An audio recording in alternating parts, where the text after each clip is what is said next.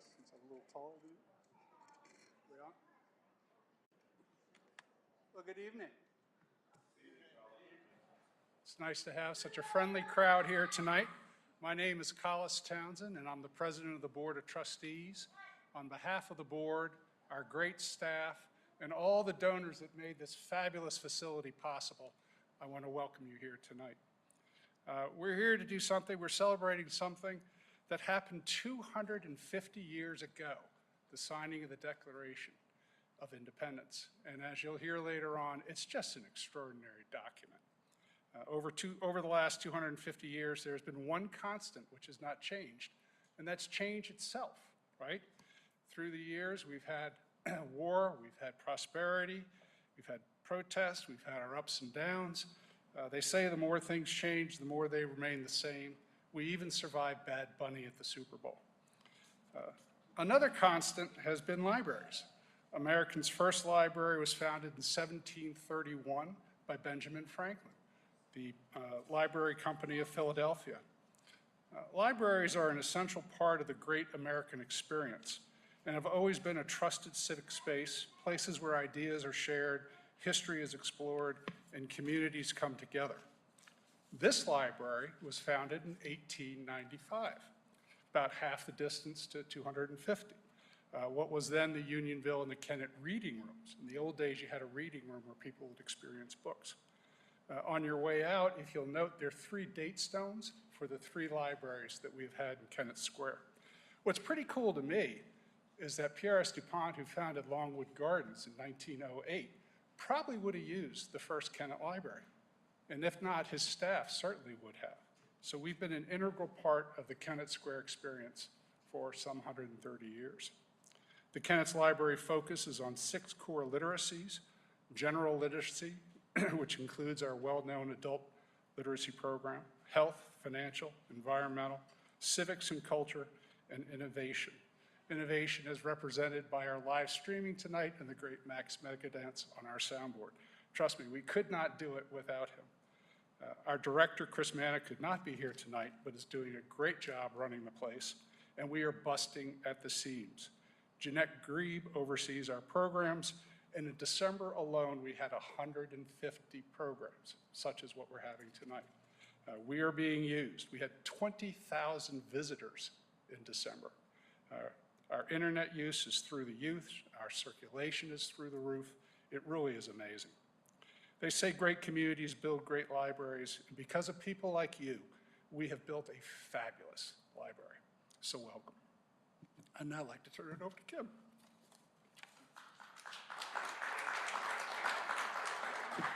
Hey everybody, welcome. We are so glad that you are here to watch this Kennett Square premiere of the Dare to Declare video that you're going to see.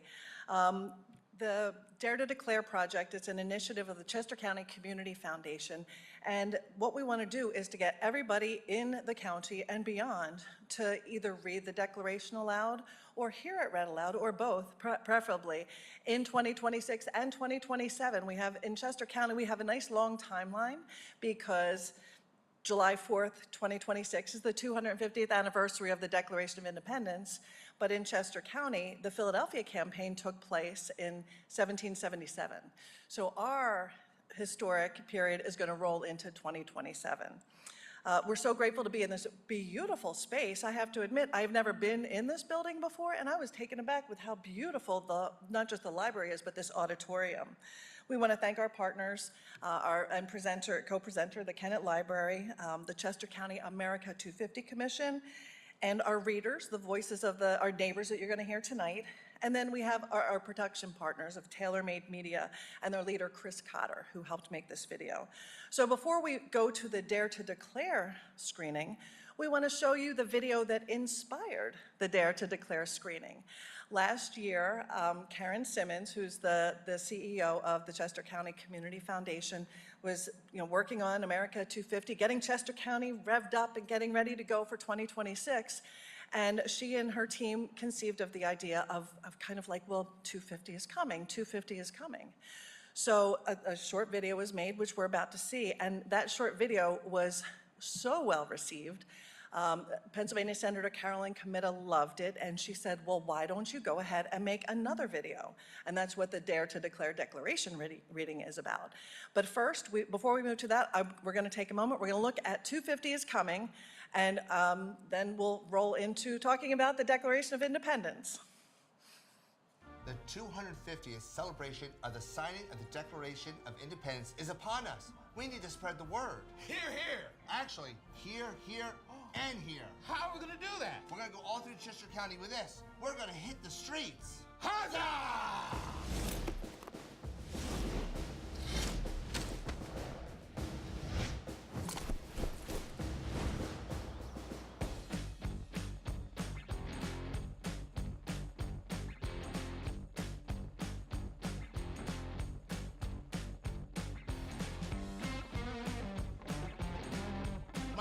My friend, 250's coming. 250 is coming. 250, man. Oh, good puppy. 250 is coming. 250 is coming.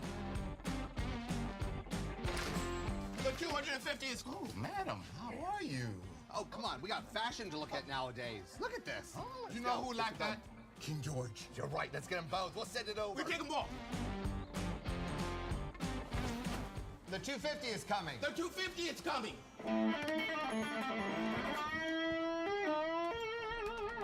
250's coming. Hey, the 250 is coming. 250 is coming. There you go. Big No. celebration. The 250 is Get coming. excited.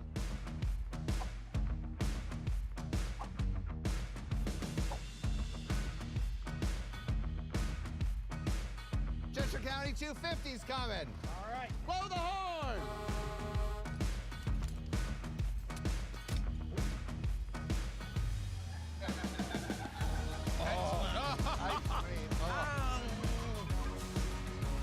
I got news for you. The 250 is coming. Come one, come all, here. Hey, my friend. Hey, the 250 The 250th is coming. The 250 is coming. The 250 is coming. Why today, my friend? That was a good day. We saw so many people. The 250th celebration of the signing of the Declaration of Independence is upon us. We need to spread the word.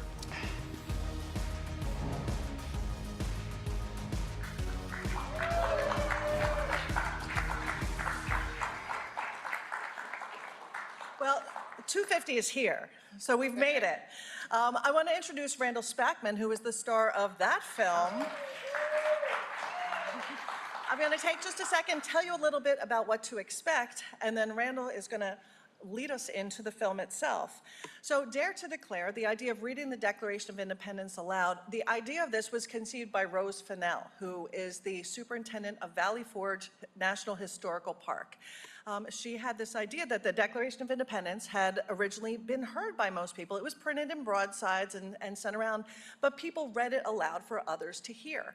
And her thought was, well, what better way, especially here in Chester County, which is kind of in the hinterlands, as it would have been in 1776, that people would have heard it because their neighbor was reading it aloud. In a tavern, someone was reading it aloud. And she wanted to duplicate that and have us all have that opportunity to hear it read aloud so that we can feel it ourselves, and then to read it, as our readers did, aloud and experience that. It's a powerful document. There's elements where you can see the promise of what the United States is. You can see some of the difficulties that the United States has been struggling with for years, and it takes us right to this present day. It is such a powerful and meaningful document.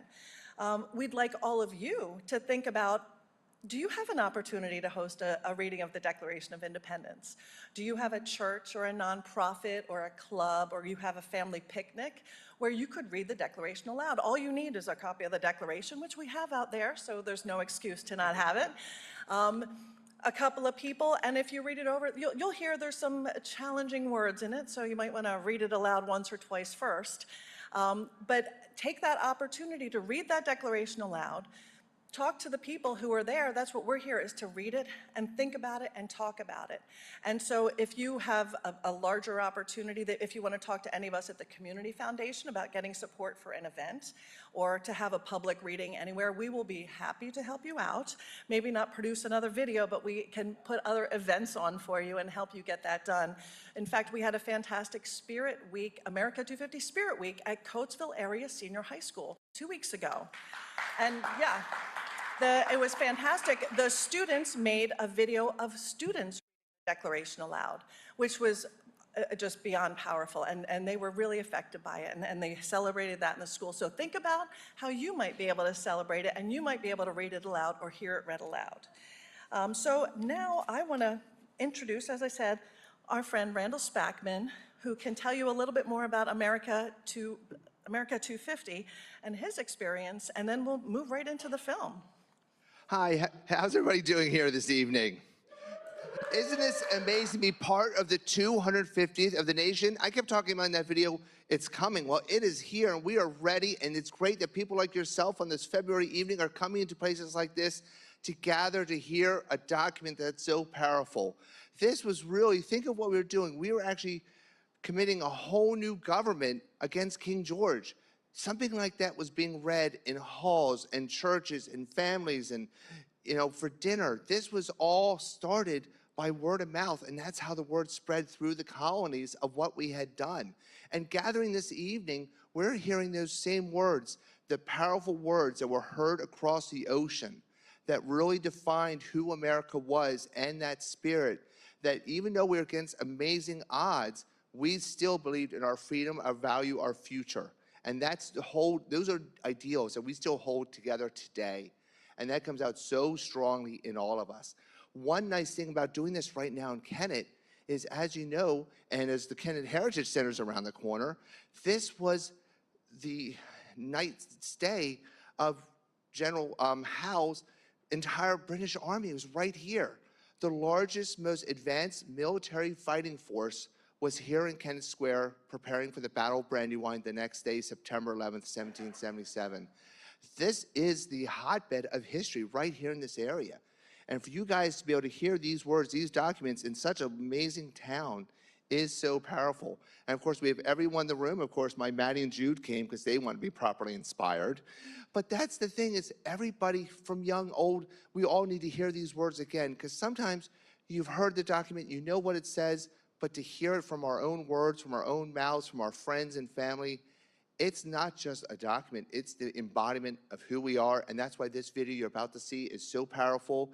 And keep spreading the word. Don't let it end tonight, because the 250 is here and beyond. All right, so guys, in order to get you in the right frame of mind, and Kim's gonna have to help me judge this because she knows where I'm headed with this, because it's so powerful. So back then, we all know how 18th century people celebrated, right? Of course, you guys do it every single day. We did the huzzah. And the huzzah is that wonderful, chesty, powerful, unionizing comment, I guess, that brings people together and says we're all on the same page, and darn it, we're going to be happy about it too, right? So on the count of three, we're going to do huzzah, and we want this to be able to heard all the way in Philadelphia and even across the ocean, because for all we know, England's still wanting us back. You never know, maybe not. But all right, so on the count of three, we're going to do huzzah. Ready? 1, 2, 3, huzzah! This, I think, was the best one yet. You guys are really, really good, and that's great because we're bookending these premieres with Kennett Square, and this ended on a highlight. You guys are amazing, the energy in the room, and I think they're ready to hear these amazing words. All right, guys, let's go.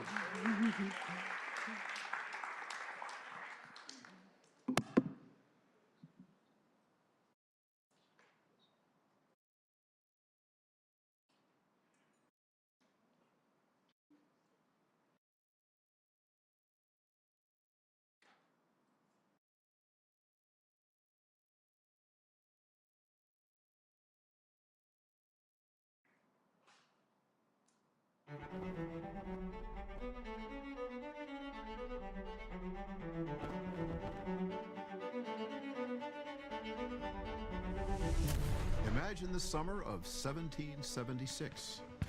The world is watching as a small group of colonies challenge the might of the British Empire. Their voices rise in defiance of tyranny. In Philadelphia, the Declaration of Independence is drafted by 33-year-old Thomas Jefferson. The document is a daring manifesto that proclaims liberty as a natural right. 56 delegates from each of the 13 original colonies sign off on the Declaration.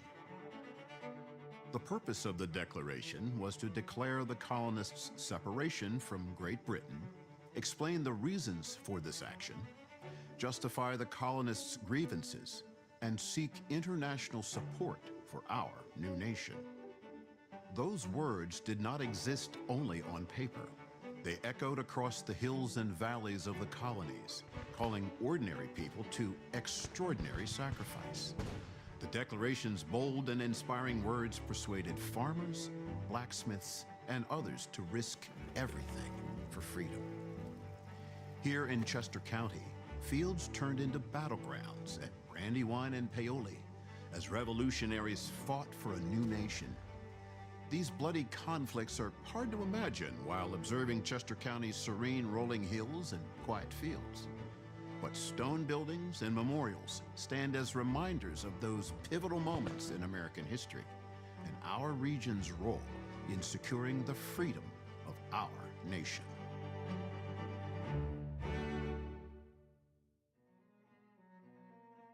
When in the course of human events, it becomes necessary for one people to dissolve the political bands which have connected them with another, and to assume among the powers of the earth the separate and equal station to which the laws of nature and of nature's God entitle them.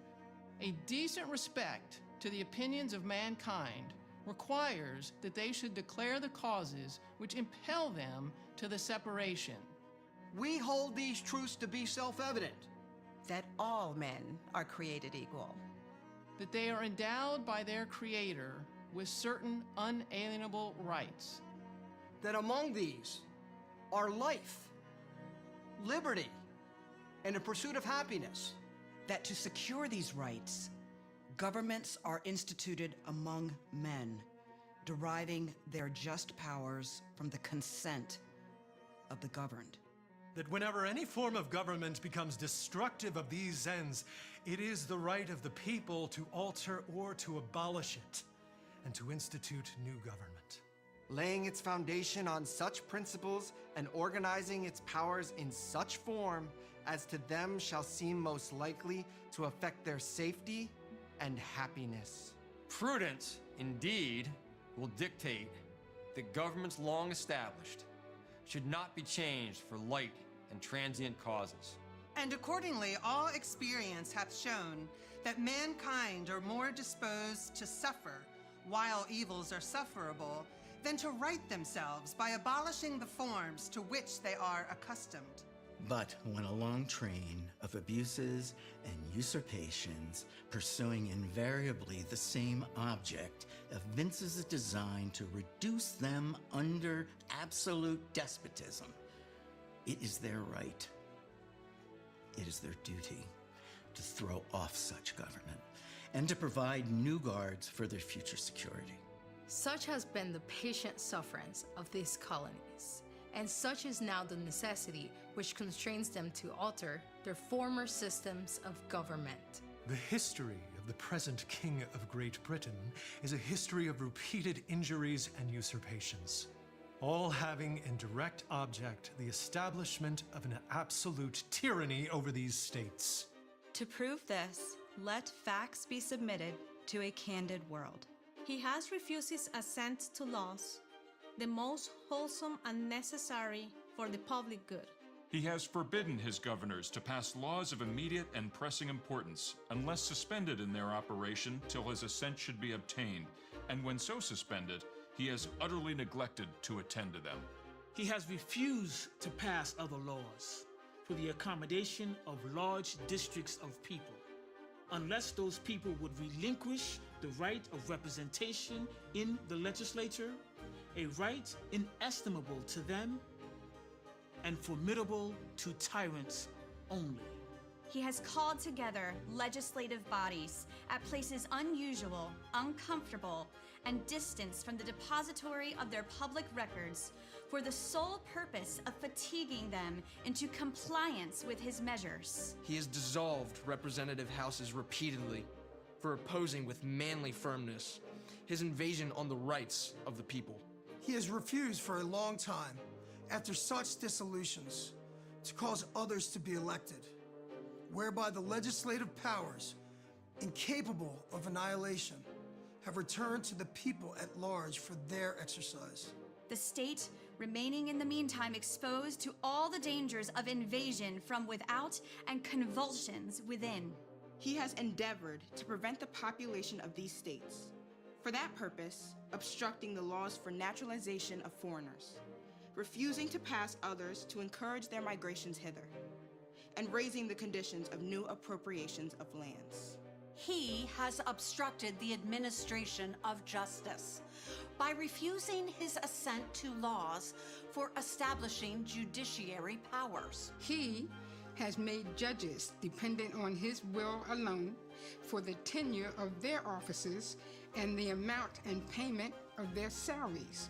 He has erected a multitude of new offices and sent hither swarms of officers to harass our people and eat out their substance. He has kept among us, in times of peace, standing armies without the consent of our legislatures. He is affected to render the military independent of and superior to the civil power. He has combined with others to subject us to a jurisdiction foreign to our Constitution and unacknowledged by our laws, giving his assent to their acts of pretended legislation. For quartering large bodies of armed troops among us. For protecting them by a mock trial from punishment for any murders which they should commit on the inhabitants of these estates. For cutting off our trade with all parts of the world, for imposing taxes on us without our consent. For depriving us in many cases of the benefits of trial by jury. For transporting us beyond seas to be tried for pretended offenses. For abolishing the free system of English laws in a neighboring province, establishing therein an arbitrary government, and enlarging its boundaries so as to render it at once an example and fit instrument for introducing the same absolute rule into these colonies. For taking away our charters, abolishing our most valuable laws, and altering fundamentally the forms of our governments. For suspending our own legislatures and declaring themselves invested with power to legislate for us in all cases whatsoever. He has abdicated government here by declaring us out of his protection and waging war against us. He has plundered our seas, ravaged our coasts, burnt our towns, and destroyed the lives of our people.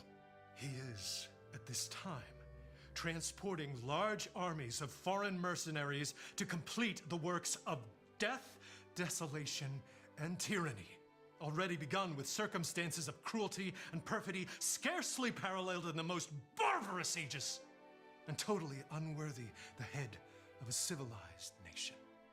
He has constrained our fellow citizen, taken captive on the high seas to bear arms against their country, to become the executioners of their friends and brethren, or to fall themselves by their hands. He has excited domestic insurrections amongst us and has endeavored to bring on the inhabitants of our frontiers, the merciless Indian savages, whose known role of warfare is an undistinguished destruction of all ages, sexes, and conditions. In every stage of these oppressions, we have petitioned for redress in the most humble terms. Our repeated petitions have been answered only by repeated injury. A prince, whose character is thus marked by every act which may define a tyrant, is unfit to be the ruler of a free people. Nor have we been wanting in attentions to our British brethren. We have warned them from time to time of attempts by their legislature to extend an unwarrantable jurisdiction over us. We have reminded them of the circumstances of our emigration and settlement here. We have appealed to their native justice and magnanimity. And we have conjured them by the ties of our common kindred to disavow these usurpations, which would inevitably interrupt our connections and correspondence. They too have been deaf to the voice of justice and of consanguinity. We must therefore acquiesce in the necessity which denounces our separation and hold them, as we hold the rest of mankind, enemies in war, in peace, friends. We, therefore, the representatives of the United States of America, in General Congress assembled, appealing to the Supreme Judge of the world for the rectitude of our intentions, in the name and by the authority of the good people of these colonies, solemnly publish and declare that these united colonies are, and of right ought to be, free and independent states. That they are absolved from all allegiance to the British Crown.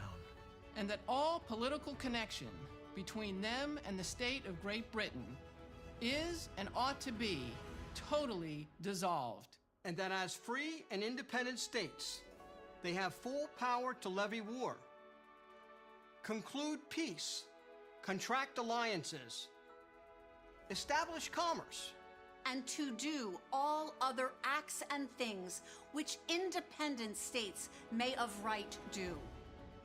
And for the support of this declaration, with a firm reliance on the protection of divine providence, we mutually pledge to each other our lives, our fortunes, and our sacred honor.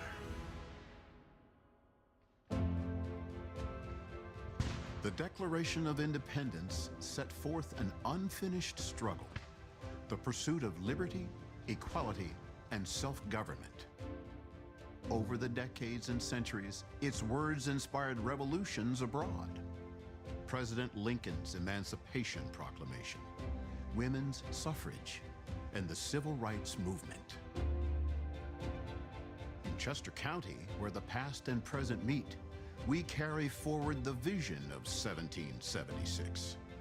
250 years later, the words of the Declaration continue to unite Americans, coming together as a community in the self-evident knowledge that we are endowed with certain unalienable rights, that among these are life, liberty, and the pursuit of happiness for all.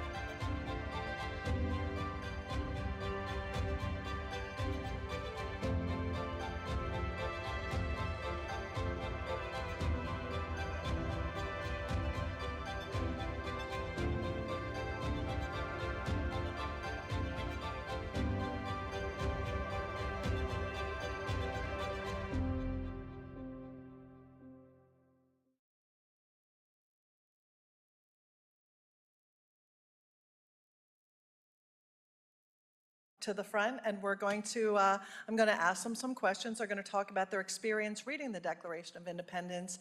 And while we're talking here, think if you have any questions, because at the end we'll have a microphone to send around for you to ask questions of the readers and the experts. So readers, please come on up to the front, participants, and I'll introduce you as you sit up here. Stay out to the side. We're going to help Bertha get up here. Yep.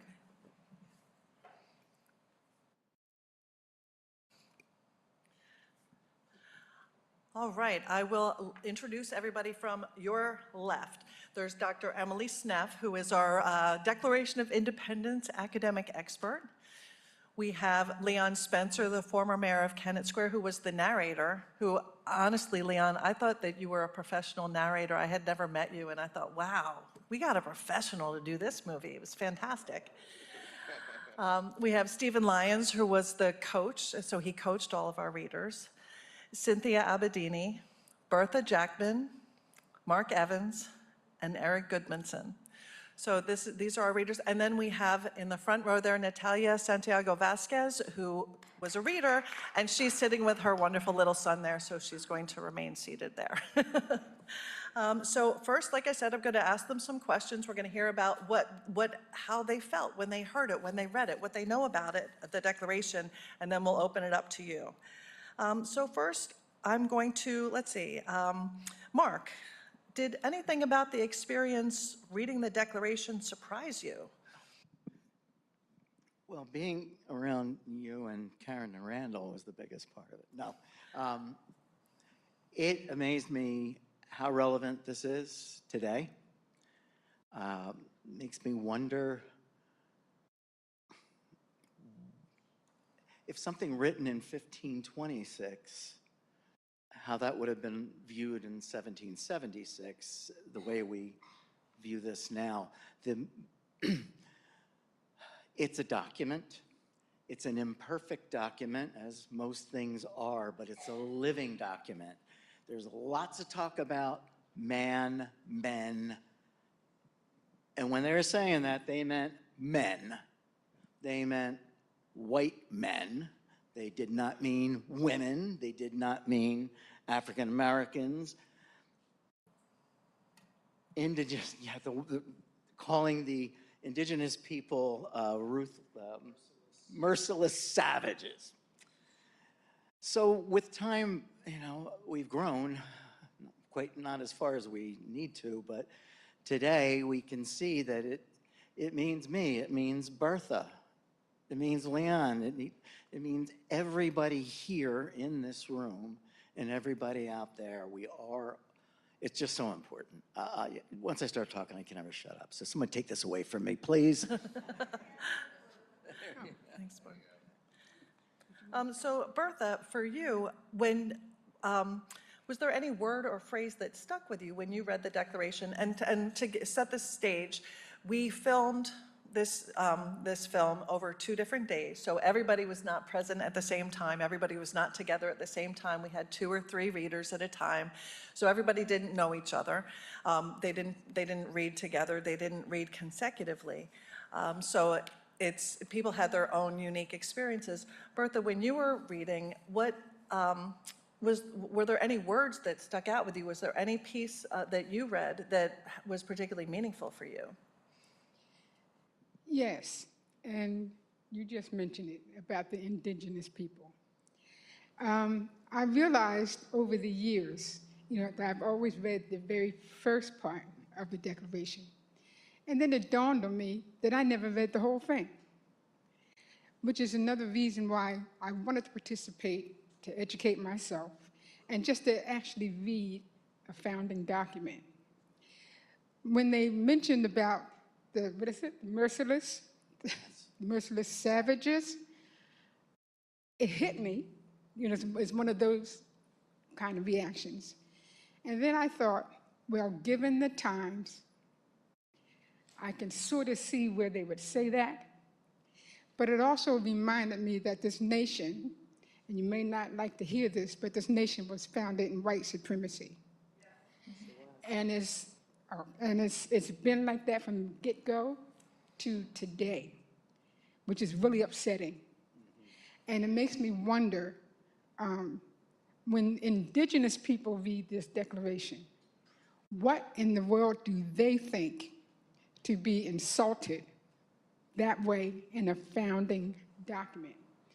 And I'm talking about the indigenous people today. You mentioned about, if something was written in the 1500s, how did people in the 1700s feel about it?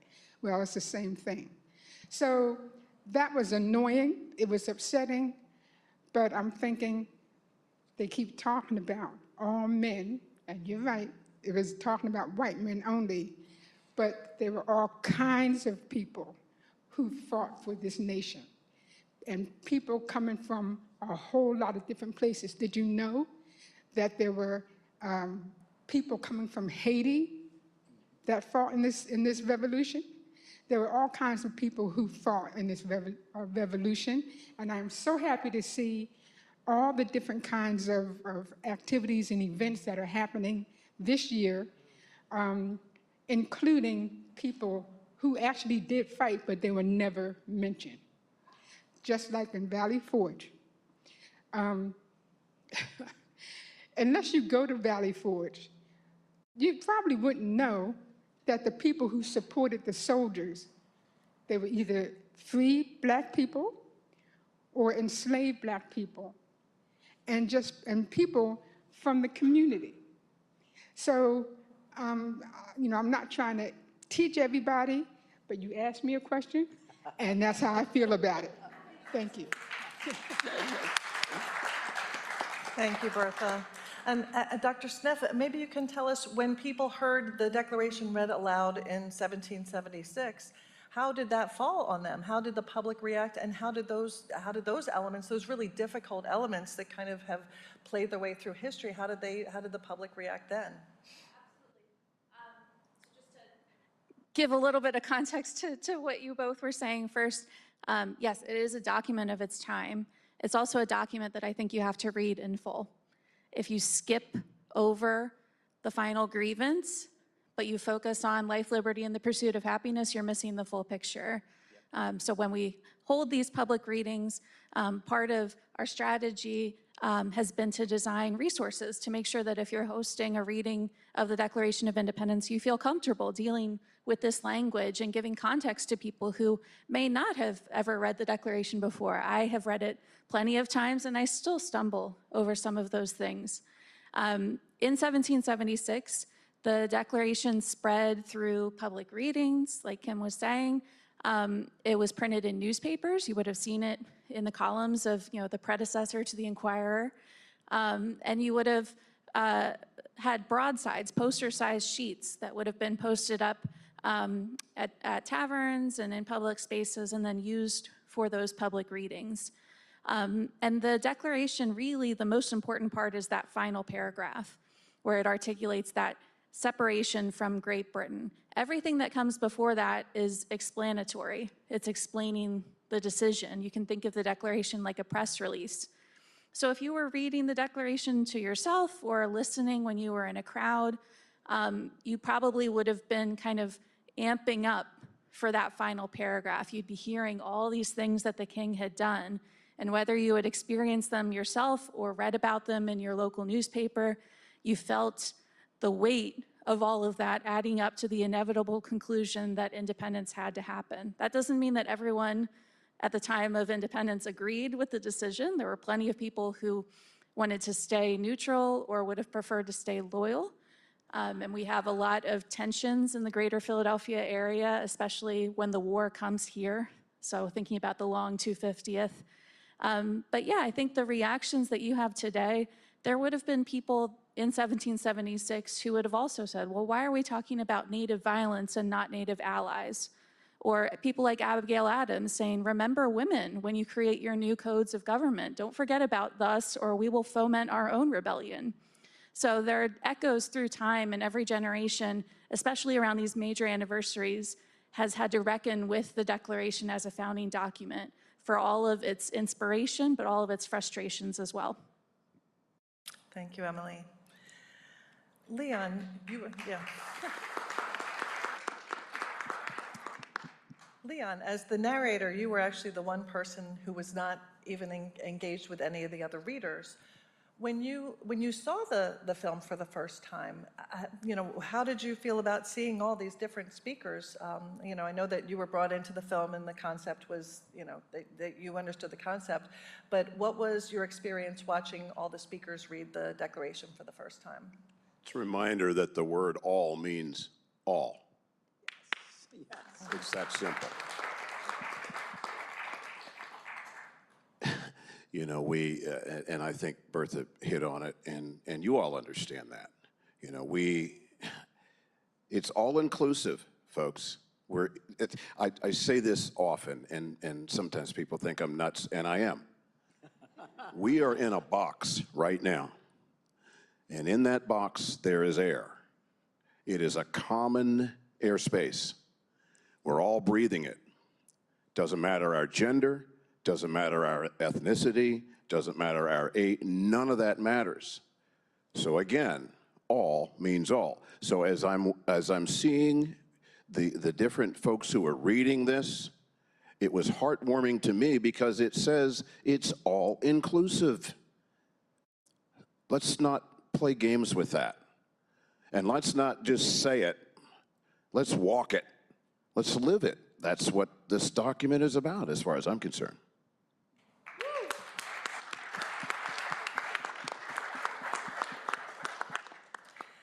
Cindy is a retired colonel from the U.S. Army.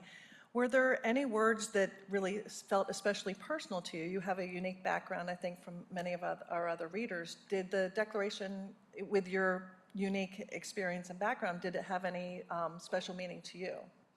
Yeah, a few actually. So all, like he said, because being in the military, it took all of us, right? Nobody was more important than the other. It was always, country, unit, team. It wasn't one person. It wasn't one branch. It wasn't one branch of service, let alone, infantry versus logistics, medical, whatever. You got to go with everybody, because if you don't, you fail, right? Certainly liberty, having served on the front lines, having been places where they don't have that. And we're trying to go out there and help them do that, right? But it also gives you, being deployed, it reminds you, democracy is fragile, right? And you have to continually fight for it. And one of the things, so I actually did not watch the video until today. And I did that purposely because I wanted to be in the room and really just feel it for the first time. So very, very emotional, very moving, and to see the diverse group of folks that Karen brought together to do that. Because it is about everybody. We were all immigrants, right? And I have also kind of a unique family background. On one side of my family, I trace my roots pre-revolutionary, can have a descendant that fought in the Revolutionary War. And on the other side, my father was first-generation American. And I think my Italian grandfather, who came here as an adult, taught me more about appreciating America than anybody else. Because he came from a hard environment, a poor environment, a fascist environment. So I had that experience as well growing up. And of course here, we live revolutionary history. And I think we have to remember this document was a beginning, not an end.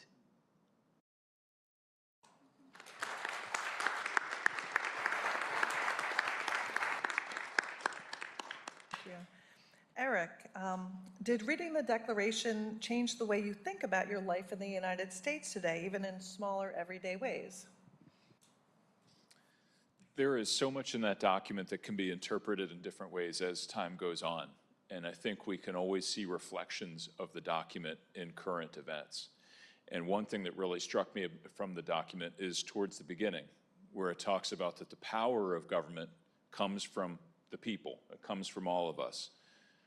It's not purchased by an aristocracy. It's not ordained from a higher power. It comes from the people in this room. And so it's important that we hold government accountable to what our needs are. Thank you, Eric.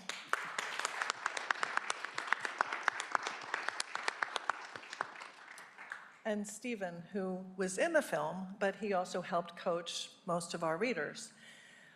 What was that like? You were kind of I know that if I were going to read the Declaration of Independence, it would be kind of monotone, and you helped our readers kind of frame how they were speaking and how they were saying the words. How did you kind of reach each individual person and get them to feel those words or get them to express those words? It evolves naturally, and so often we carry on our days without being in touch with our bodies. And so when you're approaching elevated text like this with incredible language and ideas behind them, it becomes necessary to connect with the body. And so we did body warm-ups, physical exercises, to loosen our bodies up and to get us to connect with what we're saying.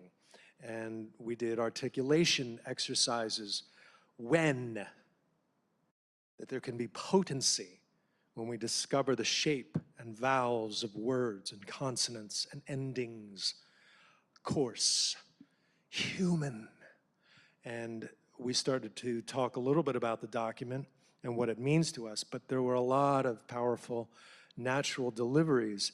And to Karen's credit, I want to thank you and your entire team for producing such a beautiful effort of engagement, a beautiful work of engagement to get us connected, reconnected as family to understand and keep us all on course with this language. Thank you, Steve.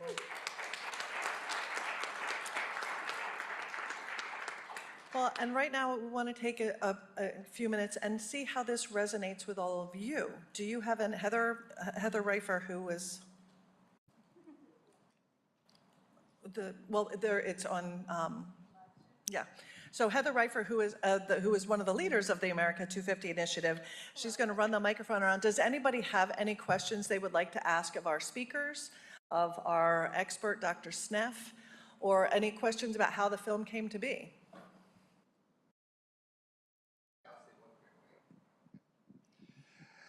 So one thing, being involved in history myself and all, and growing up on a historic farm and running chats for historical, is you don't get used to something you hear. Like this is a couple times I've seen this video. It gets more powerful every time I see it. I get bigger goosebumps when you guys say this, because it begins to resonate. You're not just listening to the words, but you're listening to the power behind them and the power that words have and what they contain and the emotions that were written into the document.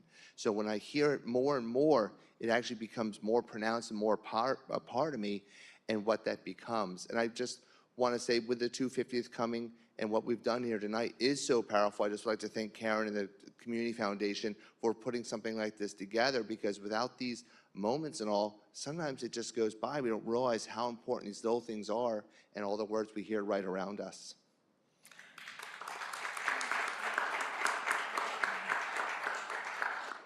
So I do want to urge everybody, part of the reason we wanted to have the red carpet premiere was to thank our readers and everybody who helped with the video. And I also need to point out that Chris Cotter of Taylor Made Media couldn't make it tonight, but his mama showed up. So thank you so much, Mary Jo. After 2 days of reading the Declaration of Independence by 20 people, we had, I don't know how many hundreds of hours of video. So to go through and edit it all, you should see the blooper reel too, by the way. We'll send that out tomorrow. But also the music and the way the music changed and the pacing and the tone and bringing people together, because we had you read different parts. And videotaping it at Randall's place when you get right.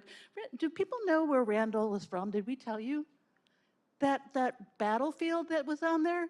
Randall, tell them. That's, a lot of that was Thornbury Farm, which you guys may know. It's right by Birmingham Hill. It's actually Battle Hill. It's the actual artillery position where my farm market is, Thornbury Farm CSA, where the British artillery set up in Sandy Hollow across from Sandy Hill. And the Battle of Brandywines, there's 4 hills and a hollow. And that's what's amazing, being able to share some of that space and that history right here for what this video is. I thought Chris did an amazing job bringing that through, because you actually can see that battlefield that is preserved land, and it actually has the mass burials on it and very happy cold horses right now. But it goes to show there's so much amazing land in Chester County, and that's what we have to hold cherished for those importances, but we still have those view sheds, and especially a battle that's as important as Brandywine. So thank you very much, because without Chris's team of getting this all together and every single person, it is a Chester County homegrown video. And we have applied many lessons already to it. we're entering it in all kinds of film festival contests, including Sundance. So, Hey. yeah, there's a long stretch, but why not? And we're also making it available for free to everybody, all the libraries, all the schools, universities. We're trying to get the word out there and to use it as an educational and illumination tool. And our charge is to really, really encourage you to host your own Dare to Declare, whether you use the video, whether we help you find readers, whatever you need. We have Mark. Do you want to talk about the longest table Dare to Declare? Oh, Inspire yes, I us. think he needs Inspire. to. Yeah, hi, I'm Mark Evans. I am Vice President of the Countdown, I hate that term, Count Township Board of Commissioners, Historical Commission, and a couple of years ago, we set out, we have historic Spackman Davis Farm, which came to be because of a woman who got a prenup in the mid-18th century, unheard of. She left it to her son. It was purchased by a former indentured servant from England. It went on to become part of the Underground Railroad. And women all along the way saved this farm. So the township owns it, has been putting a lot into it. Sorry for the long introduction on that, but a couple years ago, we decided we were going to start doing a picnic there, featuring the longest picnic table in Chester County, so we could bring everyone together to break bread together. And as part of this, we started doing Dare to Declare there. We did it in 2024, we did it in 2025, and this year we're doing it, but we're also doing the longest picnic table and the largest recitation of the Declaration of Independence in the county. Everyone who comes, we're expecting about 300 people, will be reciting it together for camera and for love. Yes. You know, we're so excited about this. CountTownship.org. It's going to be really big because, Mark, you have one idea. And what is the idea? What's our theme? You go big and then you go bigger. So yeah, reading it aloud together, and we'll have different folks at the tables to help discuss it too, at whoever. So yeah, it's Dare to Declare and Dare to Discuss. So if you want to do that, whether it's with your family, your neighbors, on Swinging Summer Thursdays, at places of worship, we want to help you get the word out and read the Declaration aloud and discuss it. And Dr. Sneff has been so helpful at making sure we're doing this accurately, as well as with a grace for what the words do and don't mean over time. So we want to thank our Declaration Lady for making sure it's right. Thank you. Pardon? Are you about finished, or can I? Oh, I'm about finished. You're saying. So yeah. what we want, does anybody else have comments or questions from the audience? Yeah.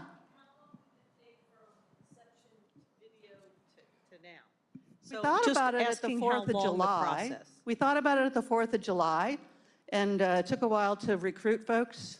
We sent out emails, and whoever answered first got in. So that was September. Then we videotaped in October, edited in November, kept editing in December, and here we are. There you go. Yeah. It is on YouTube. It is, and there's QR codes on your programs and on your little bookmarks and all the things out there. And we'll also send anybody whose email we have links to it, but show it and share it. And there's a lot of different versions. The one you just saw, we call the All Chester County Reads version. There's also the dramatic version. It's the one you saw at the beginning without Stephen's voice. And the voice is so powerful. So to have the single dramatic reader of it is chilling as well. Plus, turns out Kim recruited a history teacher from Coatesville Area Senior High, Cash, and he is the reader who has on the wrap on his head. He brought 16 students with him that day because he thought we wanted the whole class. So they had chosen 2 to read in, and then we had Chris film the 16 students in unison saying the Declaration of Independence aloud. And they had Spirit Week at Cash. 2 Fridays ago, they did the assembly. 1,000 students watched the Dare to Declare video, and every single one of them has a copy of the Declaration of Independence. And they have a huge wish wall, and they signed a Declaration of Independence, and that big is on the wall. So there are 3 versions of the Dare to Declare video that we're circulating for free to everybody on YouTube. That is incredible. That is incredible.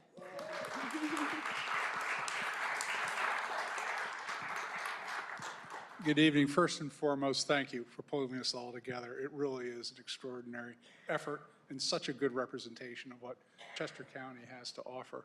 You know, when I was first read it a year ago as part of this, the last sentence is the one that really got me, that they commit their lives, their livelihoods, their sacred honor to this thing. And when you think about it, 1776 was the beginning. It's the, we're not going to take it anymore, we want a divorce statement. It wasn't until 1787 that the Constitution was created. And so, you know, these guys were saying, we pledge, was it 84? Yeah. Well, it's the Treaty of Paris in 1783. Anyway, don't get Dr. Smith to straighten that one out. But, you know, the Great American Experiment was 10 years later. And so these guys committed to the unknown. And all of us need to commit to the unknown and stand behind the Constitution and everything that it says. It really, together, they're extraordinary documents. This is a great country. Much more to do. Well said. Thank you very much for coming tonight. If any of you are on a planning committee for 250 in your town or your municipality and you want to stay after for a few minutes just to help us figure out what's going on, we do Zooms every week. And I know some of you have come because you may be involved with a municipal planning initiative. So we ask you to stay after for about 10 minutes so that we can find out what's going on. But otherwise, come get autographs on the red carpet. Yeah, come down to the first row and we'll talk. Otherwise, come get autographs on the red carpet, have them autograph your program, whatever. But thank you, everyone. And dare to declare and dare to discuss. 1, 2, 3, huzzah! That was fantastic. See, it's catching on. I knew it. Oh, there we go. I knew it. Thank Wait till you. my bell bottoms and I'm set.